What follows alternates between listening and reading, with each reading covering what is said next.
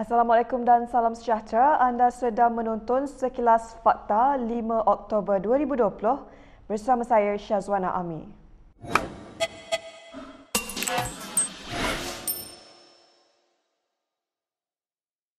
Menteri di Jabatan Perdana Menteri Hal Ehwal Agama Dr. Zulkifli Mohamad hari ini mengesahkan yang beliau telah didapati positif COVID-19. Hal itu disahkan sendiri oleh Dr. Zulkifli di Facebooknya sebentar tadi. Pada masa sama, senator itu juga menasihatkan orang ramai yang menghadiri majlis melibatkan kehadirannya di antara 24 September hingga 4 Oktober lalu agar menjalani pemeriksaan saringan COVID-19 di mana-mana klinik kesihatan dengan segera. Dalam hantaran kemudiannya, Zulkifli juga meminta maaf atas kelemahan dan kekurangan di pihak dirinya. Nama Zulkifli disebut-sebut terutama di media sosial sejak pagi tadi lagi kerana dikatakan positif COVID-19. Lebih menimbulkan kerisauan banyak pihak apabila dua sidang media yang dijadualkan hari ini membabitkan Menteri Pertahanan Ismail Sabri Yaakob dan Ketua Pengarah Kesihatan Malaysia Dr. Nur Hisham Abdullah dibatalkan. Zulkifli sebelum ini ada kesabar untuk menyertai program di sana ketika tempoh kempen pilihan raya negeri dan sekembalinya ke Semenanjung turut menghadiri beberapa program lain.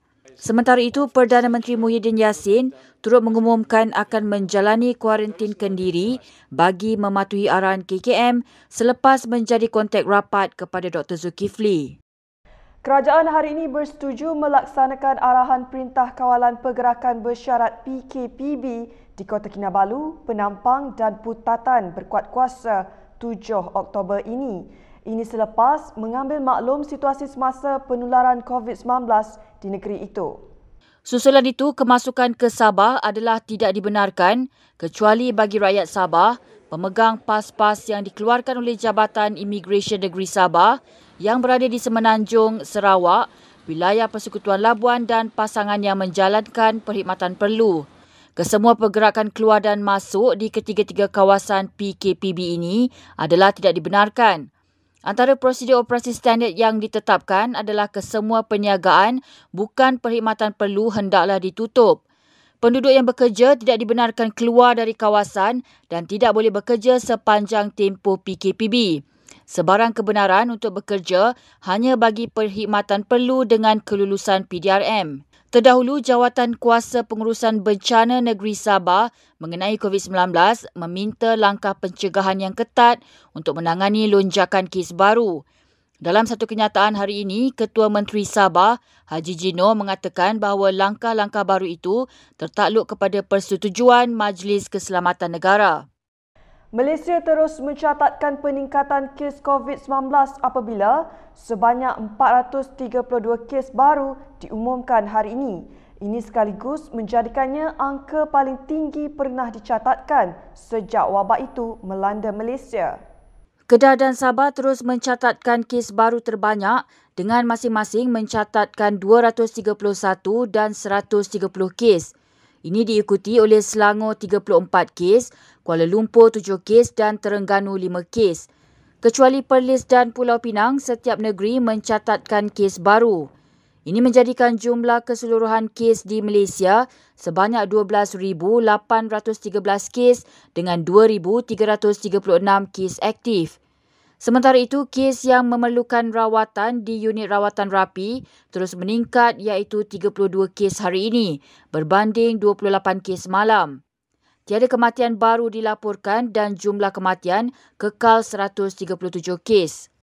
Sekiranya anda menyukai laporan berita dan analisis yang kami sampaikan, anda boleh klik pada pautan yang kami sertakan di bawah untuk memberikan sumbangan bagi menyokong kewartawanan bebas. Baiklah, kita beralih ke berita seterusnya. Kemelut di antara pendakwah bebas Abid Liu dan Universiti Pendidikan Sultan Idris UPSI mungkin akan terlerai selepas pertemuan bersama pihak pentadbiran universiti.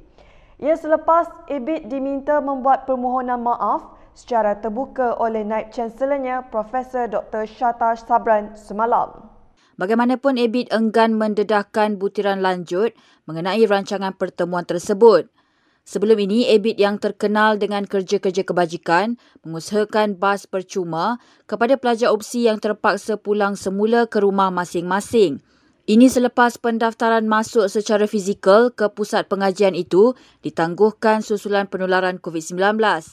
Difahamkan bantuan yang dihulurkan itu tidak dibuat melalui pihak pentadbiran UPSI menyebabkan ABIT memohon maaf dan menyatakan kesilapan pihaknya selepas diminta berbuat demikian. Untuk rekod, Malaysia kini sebelum ini cuba mendapatkan penjelasan lanjut pihak UPSI khususnya daripada Dr. Shatar tetapi tidak berhasil. Aktiviti pembersihan besar-besaran di kawasan Reban Itik dan Angsa di tepi Sungai Pajam Negeri Sembilan disyaki menjadi punca pencemaran bau di Sungai Semenyih dan Sungai Langat. Di Reban Itik, Rebang Angsa sebelah Sungai Pajam, di mana kita dapati pada sebelah pagi pukul 9 hingga 9 pagi ada pencucian besar-besaran di Rebang Angsa dekat tepi sungai ni. So memang berbau kuat di sungai ni sejak semalam. Dan punca kita belum kena pasti, di mana kita telah pun mengarahkan JAS Negeri Sembilan dan juga Badan Kawal Selia Air Negeri Sembilan dan juga JPS Negeri Sembilan untuk siasat lanjut. Selain itu katanya, punca lain yang disyaki adalah kawasan perindustrian nilai 3 dan beliau berharap Kerajaan Negeri Sembilan dapat mengambil inisiatif untuk menyiasat perkara tersebut.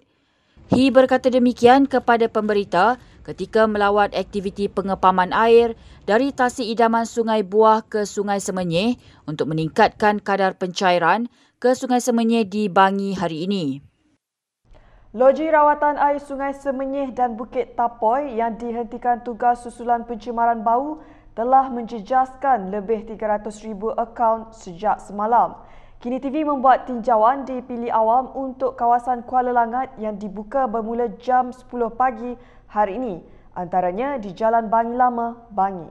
Masalahnya ialah kalau air ni punca utama. Elektrik tak ada pun tak apa. Air ni punca utama. Kalau keadaan ni berterusan, memang dia ada masalah pada kita lah semua. Kalau boleh perketatkan kawalan di setiap empangan atau di setiap tempat sediakan air tu, buat kawalan ketat. Kalau tak ada kawalan ketat, masalah akan berulang lagi. Perasaan setakat ni memang agak menyukarkan kami lah yang bukan yang sudah berkeluarga, bukan saja yang berkeluarga, malahan yang terlibat. Saya pun tak pasti, tapi perkara ni pihak kerajaan, khususnya Kerajaan Negeri Selangor, kena ambil sesuatu inisiatif bagaimana nak selesaikan masalah pencemaran di sungai-sungai di sekitar Negeri Selangor ni. Betul, ialah agak terkilan kerana perkara yang berlaku ni berpunca daripada punca yang sama, iaitu pencemaran air. So ini saya rasa adalah sikap daripada segelintir daripada kita yang mengambil ringan, mengambil mudah akan kepentingan air. So ibarat punca yang kecil menjadi kesan yang besar kepada masyarakat. Baiklah, sekian sahaja daripada saya, Syazwana Amir, untuk Sekilas Fakta. Untuk lebih banyak berita, anda boleh melayari kinitv.com. Anda juga boleh mengikuti kami di Instagram, Twitter, YouTube dan Facebook. Salam hormat dan jumpa lagi.